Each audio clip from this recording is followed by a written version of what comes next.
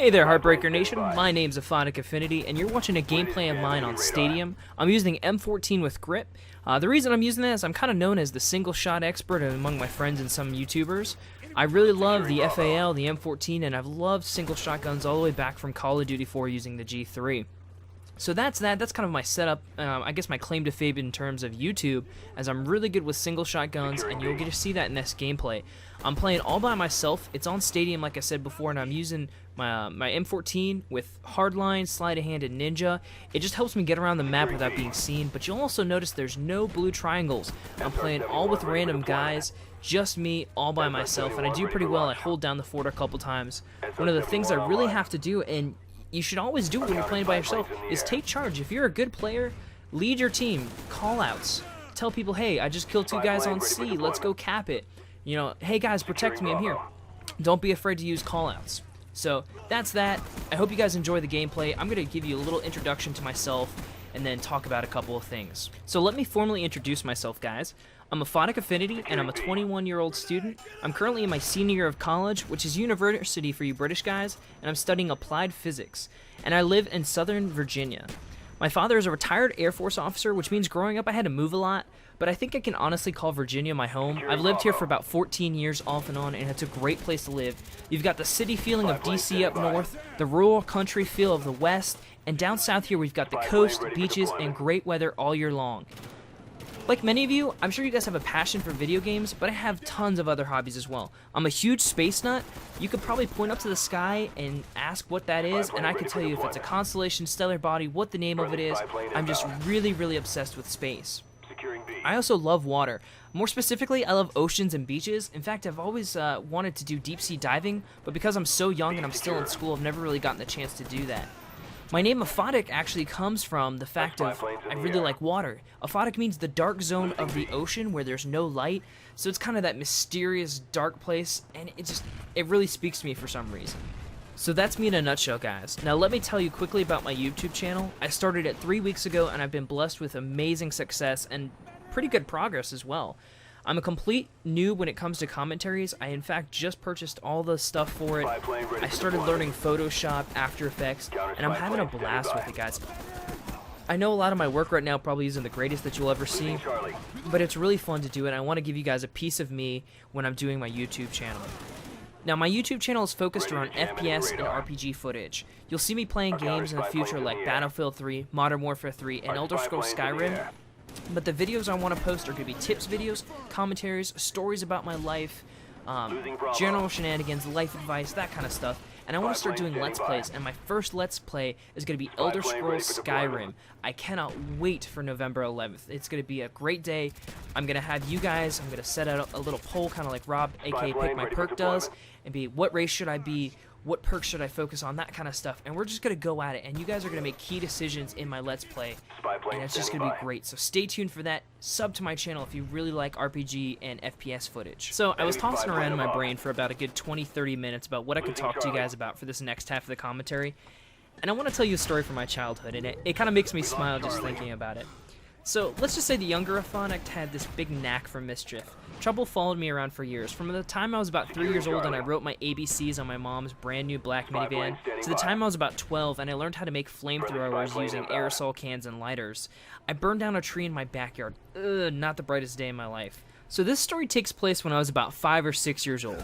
At that time I was living in Northern Virginia because my dad was working up at the Pentagon, and my parents were really big churchgoers and they loved going to church every Sunday. So it's a Sunday, we're sitting there listening to the Reverend give his sermon, when I had this overwhelming urge to pee. 5-year-old me had the bladder capacity of an ant. I couldn't hold it for more than about 30 minutes. So I got up and I went to go use the toilet. And after using it and finishing my business, I flushed the toilet and I watched the water swirl. And like many of you probably as younger kids, you watch the water swirl and go, ooh, ah. So remember I have that huge knack and love for water? Well, little old me decided to flush the toilet again and again. And then I looked to my left and I saw this big wad of toilet paper just sitting there not being used. And I go, ooh, what will this do? So I took at least half a roll of toilet paper and threw it into this toilet. And what do? I flush it and watch it swirl. Well, after about 5 seconds, you can imagine what happened. The toilet started to clog, and the TP just got stuck there, and the bowl is overflowing. It's making noises like the mountains of Mordor, and I am freaking out. I'm trying frantically as this 5-year-old little kid trying to make it stop, but nothing I did could slow this progress of the water, and it spilled over out of the bowl and came out of the bathroom and goes into the church where the Reverend is giving his sermon.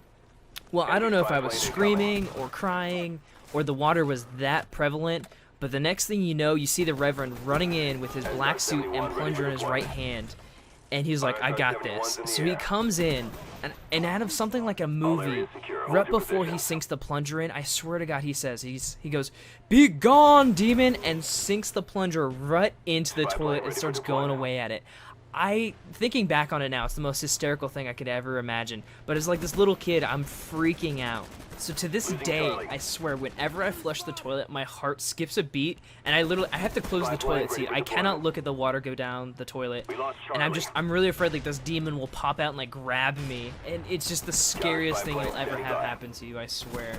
Well, that's only half of the story. A couple months later, my dad's coming home from work, and my sister is in tears crying, and I have no idea. She won't talk to me. My mom's not home, so she doesn't know why. So my dad goes up to her and goes, "Hey, what's wrong?" And like a girl, she starts bringing the tears and freaking out. And she goes, "He forgot to flush the toilet." So my dad comes up to me in my room, literally busts down my door, grabs me by the neck, and brings me into the bathroom and goes, "You forgot to flush the toilet." And I'm sitting here going, "Okay, I'm sorry." And remember, I have this huge fear now of toilets. So I go to flush the toilet, and he goes, no, you're going to have to, and let's just say my dad had some anger management issues. Well, my dad goes, "No, you're going to have to sit here and deal with this." So he made me sleep in the bathroom. Well, after about an hour, this is probably about 8 o'clock at night, after about an hour of sitting there, it's now 9 o'clock, my dad comes back in and goes, "Have you suffered enough?" I'm like, "Yeah, it's not too bad in here." And he goes, "Not too bad?"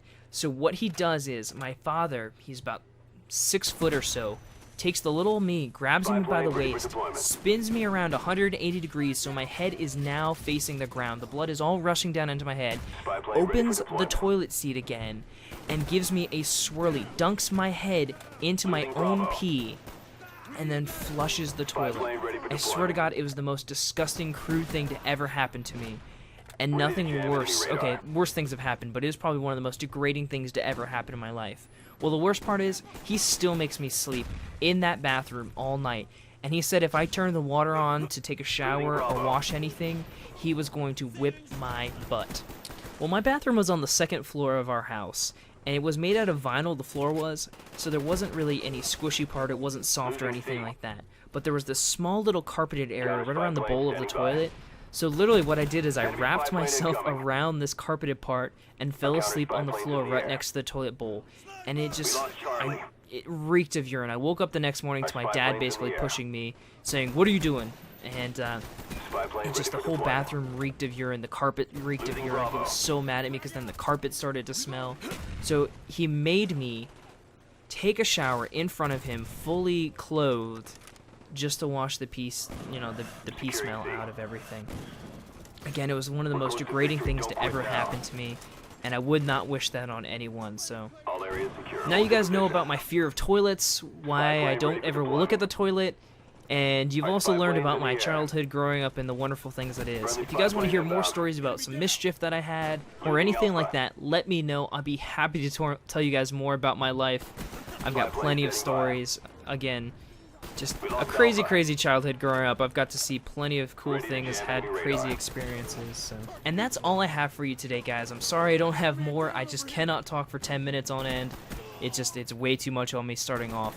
But I want to give a huge shout out again to Rob, aka PickMyPerk, for allowing me to post here on HeartBreaker Nation. And to all of you guys, if you guys give me likes, dislikes, comment, anything to help me out, any sort of critique would be greatly appreciated. I hope you enjoyed my commentary from the bottom of my heart. If you guys really are interested in my channel, please check it out. It's youtube.com/AphoticAffinity, AphoticAffinity. Again, guys, thank you so much, and I'm AphoticAffinity, and welcome to my life. Peace.